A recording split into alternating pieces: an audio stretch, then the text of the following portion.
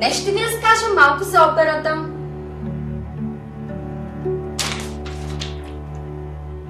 Операта възниква в Италия края на 16 век, като за първо оперно произведение се посочва операта Дафне на композитора Джакомо Пери.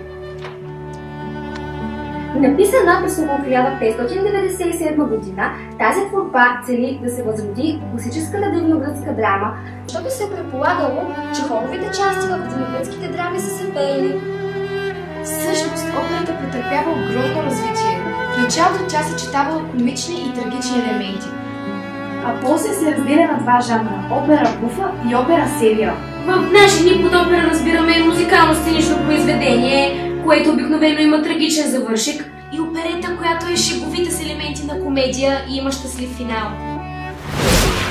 Операта е вид изкуство, при което певци и музиканти представят някаква драма, съчетавайки текст и музика. Сюжетът обаче се разказва посредством класическо пеене с музикален съпровод. В операта има всичко. Оркестър, съставен от музиканти, дирижиран от диригент, често съставен от десетки музиканти. Хор, който пее на няколко гласа, съставен от десетки певци и жени и мъже. Певци, солисти изпълняват главните роли. Балет, който изпълнява танцовите роли. художници и сценографи създават декорите и костюмите. Хореографи създават танците. Писатели пишат сюжета на операта, който всъщност се нарича либрето. Композитори пишат музиката.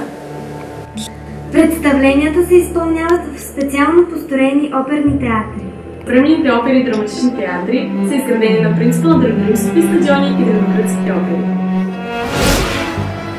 В операта има сцена, салон и балкон с места за публиката, както и кулиси, за които стоят актьорите и преди да излязат на сцената.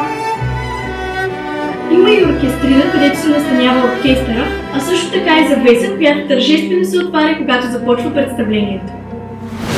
Всички изпълнители, певци, актьори и танцори са артисти, защото се въплъщават в роли и ни принасят в свят на измислени герои. А вие кои оперни заглавия познавате? Дойде момента, в който трябва да се разделим. Надявам се да сте научили нещо ново и да ви е било интересно. Успяхме да открехнем лекичко завесата, скриваща светът на изкуството. Знаете, че допълнителна информация можете да намерите в библиотеката или в интернет. Ако сме ви били полезни, можете Да лайкнете, Да ни пишете Или просто да споделите видеото. Чао!